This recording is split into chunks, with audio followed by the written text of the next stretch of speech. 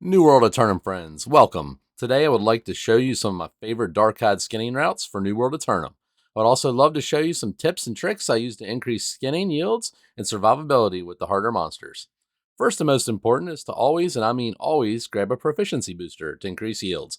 Best way is to grab the free ones from the Wishing Well and Cutlass Keys. They are super cheap with Mystic Doubloons, and they are max potency. While grabbing the booster, also grab the Honing Stones as well, another free damage boost to help kill the beast faster, 7% increase, thus it increases your skinning yields.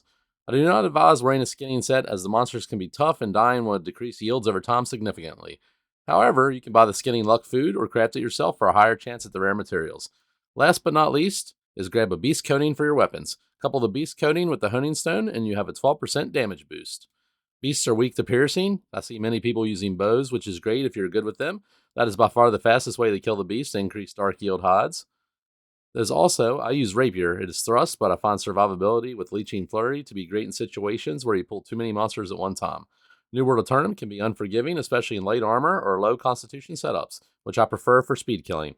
Now let's hit our top skinning locations for New World Aeternum. So for the first area, we head to the Shrine of the Lion in Elysian Wilds. It's actually 2 or 3 areas all in one.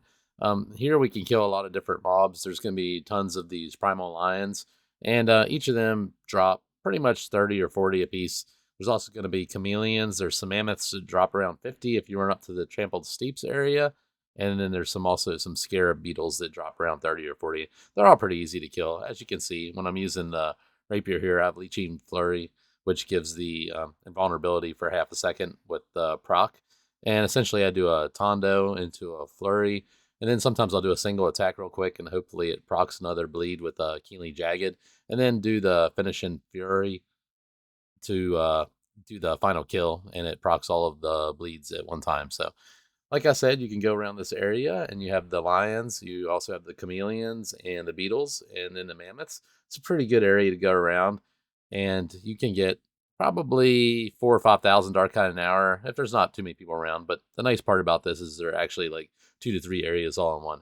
So the next spot that we'll head to is really close by as well, and it's called Shirzad's Pride. It's part of the main story quest, but there's some caves in there that are full of lions and unfortunately gorillas. Gorillas don't drop anything, but there's tons and tons of lions and chameleons. All right, so New World Aeternum Dark-Eyed farming spot number 3, I guess we'll call it that because there were multiple spots with the first area, is where I said Shirzad's Pride.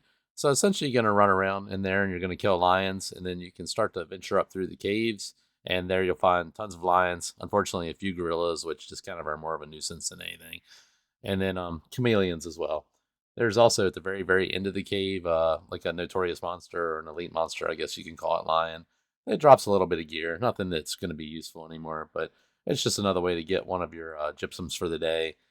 And as you can see, these things are super easy if you're using the rapier with that flurry perk.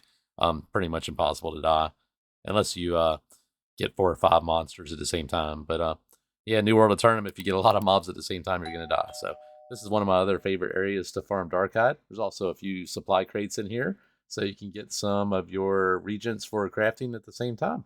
Just run up through the caves, and you can get 2 or 3,000 an hour here. Our next spot we're going to move to is going to be part of the daily elite chest run, but you can go in solo. It's just a little harder. We're going to go hit the mammoths at the Tribunal Hellmount.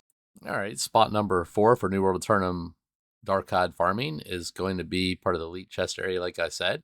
You're going to kill these mammoths here at the Tribunal Hellmount elite chest run area, specifically the dredged landings. There's tons and tons of mammoths. There's also some chameleons there as well.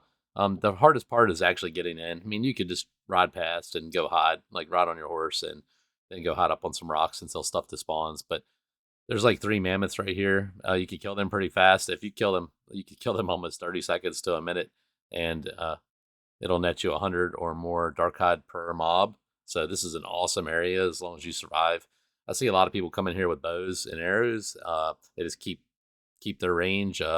Usually light armor, very low constitution. They just kill them super, super fast. So this is probably my favorite area. It's the one where you can get the most Dark-Eyed per hour. I would say you could probably get an easy 10 or 12,000 Dark-Eyed an hour here. Even if there are other people in the area, you could probably get upwards of 15,000 if you were kind of by yourself in a certain area and you kill efficiently, especially if you're using your proficiency booster to increase your yield. you're going to get over 100 Darkhide per kill in this New World Aeternum farming spot. These mammoths are awesome. Just got to be careful whenever they're charging up to do their stomp attack and knock you down. That's when, if you're using a rapier, I use my flurry for the invulnerability. But if you have any other weapons or any other, I guess, iframes that you can go through that give you some invulnerability, that's the perfect time to use it. You also, if you have some of your glyphs, you can open some of the elite chests while you're in here and get a little extra stuff. There's also a lot of mithril ore. There's some ironwood trees, runewood trees, things like that up there. So overall, good area to go through. Very good. Tons and tons of gold you can make from this, because right now on legacy servers, Darkhide's usually about half a gold per. So if you get 15,000 an hour, that's 7,500 gold. So I'm not sure how they're running on the newer servers, but if I remember from the launch of New World Aeternum, they were, whenever it first came out with Darkhide, um, it was a little bit. Sometimes it was 0.4 gold to even up to 0.7 gold each. So I would use this area to make tons and tons of gold. Now we're going to move on to our next area, which is also here. Gonna mount up on your horse and try to ride up as far as you can and get inside the actual tribunal high mound area where there's tons and tons of lions and chameleons to fight. All right, so once fully inside the Tribunal High Mound area, right around where the notorious monster Vanash is, that drops the artifact flail Odo, you're going to find tons of these Tribunal lions and pouncers, I guess male and female lions. They're going to drop a good bit. They're a little tougher.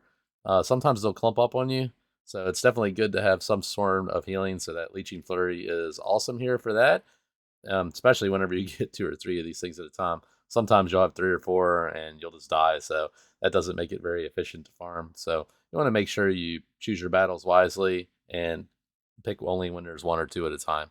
Because if you get 3 or 4, a lot of times you're going to die, especially if you use lighter armor. Like here, I think going to kill these and get probably around, I think it's 70, 75 each. So this is another really awesome area. You can run through here and get about 10,000 an hour. So like I said, outside is probably the best area, but this area is going to get you also maybe like 4 or 5,000 gold an hour if you want to use it for that purpose. Or if you just need it to make your prismatic leathers every day, it's going to do that just for you too. So as you can see, again, there's a clump of lions. And if you go farther down in the cave, there's some chameleons, and then there's tons of the chests with the glyphs on them, the elite chests, so you can also open those if you have your glyphs.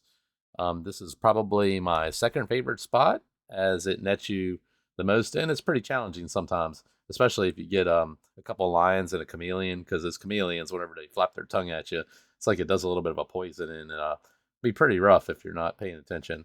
And there's also some in here. There's some mithril ore, a couple small supply crates, just like in the other areas, so you can get that kind of stuff. And then there's some of the glowing rocks there. I can't remember what they're called. They're like a wind ore or whatever. There's tons of those in here. And then you also have the notorious monster Vanash if you want to try to solo him for your artifact flail Odo, which is a pretty cool artifact flail.